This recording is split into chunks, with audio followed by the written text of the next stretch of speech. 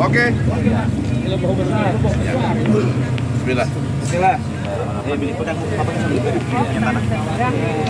Ya. 1, 2, 3. Oke.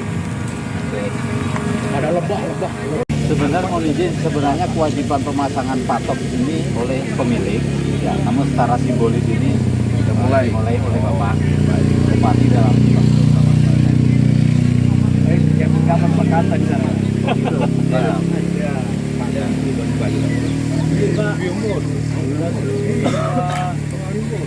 Lagi Pak, izin 1, 2, 3.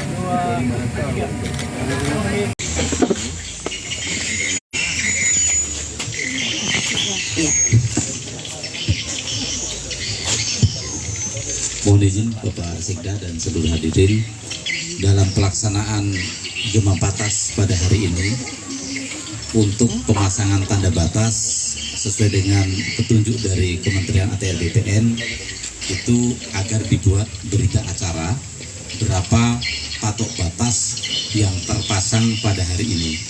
Kami di Kabupaten Sigi alhamdulillah kebetulan mendapatkan target 361 patok, Bapak. Mudah-mudahan pelaksanaannya bisa lebih, karena bila melihat peserta PTSL dengan target 2.500 harusnya jumlah 316 itu tidak terlalu sulit.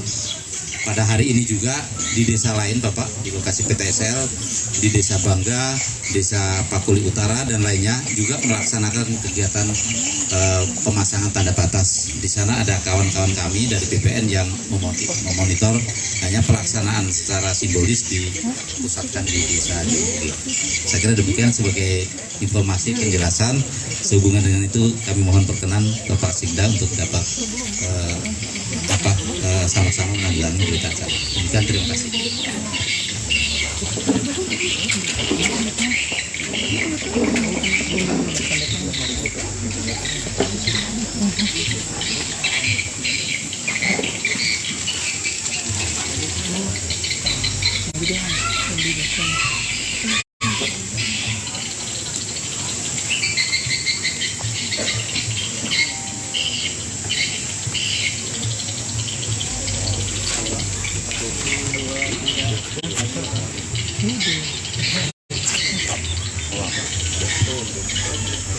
Ya, kita kasih tepuk tangan.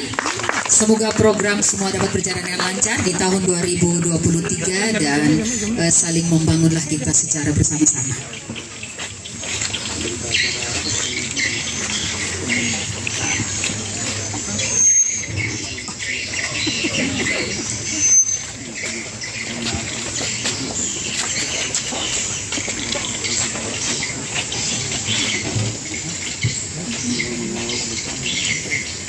Ya, baik Bapak Ibu yang kami hormati, selanjutnya kita ikuti bersama penyerahan sertifikat redistribusi tanah hunian tetap yang dilaksanakan oleh Kantor Pertanahan Kabupaten Sigi.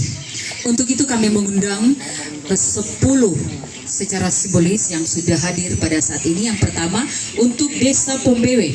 Yang pertama kami undang Bapak Hasim Pongka diwakili oleh istri. Kemudian kedua Ibu Korea. Ketiga Bapak Agus Dwi Kuratno. Keempat Bapak Parsulistiono. Untuk Desa Pombewe. Ya, kami silakan.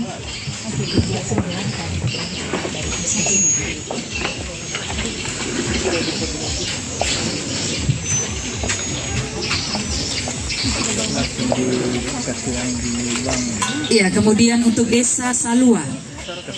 Satu Bapak Agus Salim, kedua Bapak Jeffrey, ketiga Bapak Ramadan. Ke kanan sedikit Bu. Ya. Oke, selanjutnya Desa Lambara. Satu Bapak Hamsi, kedua Bapak Abdul Rashid Muhammad Kashim, ketiga Bapak Muhammad Said.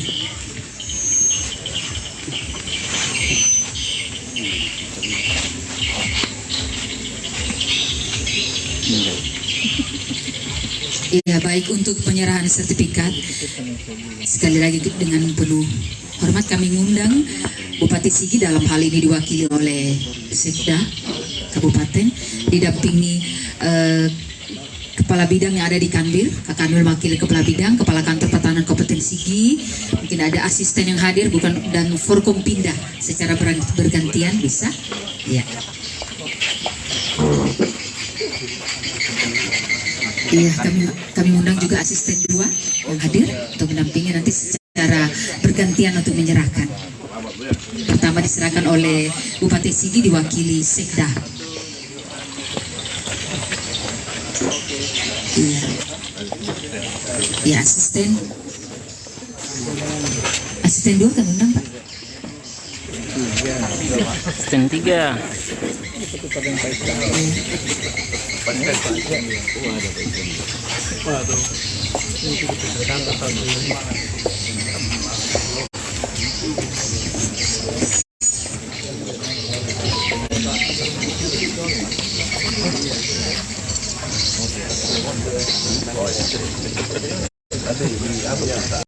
Bisa dijelaskan program untuk ini kan serentak. Nah, untuk Sigi itu seperti apa, Pak? Oke, ya baik. Hari ini kita secara serentak nasional oleh Bapak Menteri telah dicanangkan Juma Patas, ya, gerakan masyarakat pemasangan tanda batas. Ini awal rangkaian kegiatan PTSL sebenarnya di tahun 2023.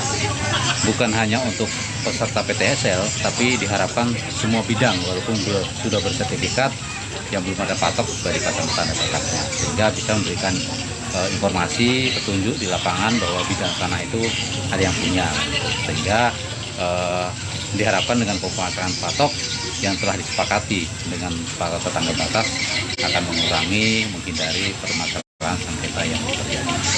Untuk secara nasional, Juma Patas ini oleh Pak Menteri mencanangkan dan diharapkan minimal dapat terpasang 1 juta patok pada hari ini. Kita di Kabupaten Sigi mendapat target, ya, sekurang-kurangnya 316 patok yang terpasang pada hari ini. Tapi saya yakin ini bisa lebih karena peserta kegiatan PTSL untuk tahun 2023 ini kami di Kabupaten Sigi mendapat target 2.500. Ya, dari jumlah peserta 2.500 saja kan, kalau hanya 316 itu mungkin hal yang tidak sulit lah kalau patokan. Nah, setelah pemasangan tanda patok ini, tanda batas, selanjutnya nanti akan kita tidak lanjuti dengan proses, ya, pengukuran, kemudian pendataan administrasinya, yuridisnya untuk dalam rangka proses pendidikan sertifikat kegiatan PTSL. Seperti itu. Pak, di Sigi ini kan ada wilayah-wilayah yang terdampak likuifaksi, otomatis tanahnya itu akan berubah komposisi atau itu seperti apa penanganannya? Ya, baik. Untuk lokasi eks bencana khususnya likuifaksi, oleh pemerintah telah menetapkan bahwa lokasi itu sebagai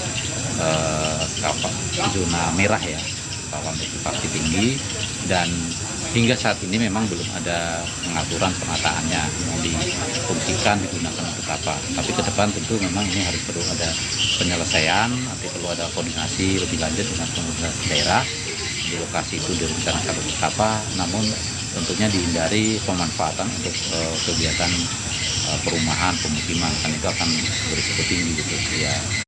Mudah-mudahan ke depan bisa difungsikan untuk misalnya penghijauan atau pertanian lah gitu, supaya bisa lebih produktif lagi dan bisa dimanfaatkan, dinikmati seperti itu.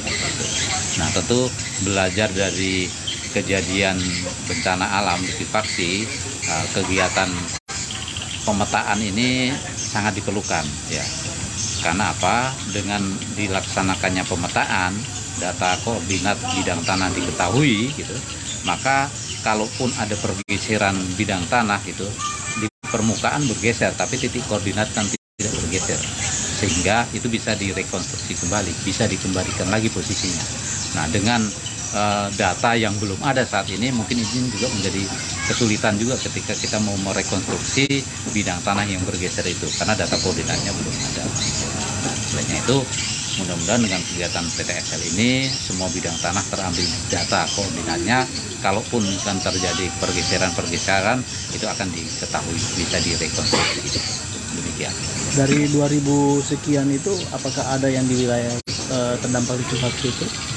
Dari target 2.500 kita tidak memasuki di lokasi likuifaksi. Ya, kita belum memasuki di situ karena itu mungkin nanti penanganannya secara tersendiri ya, oleh Kementerian Pusat atau tentu juga dikoordinasikan dengan pemerintah daerah.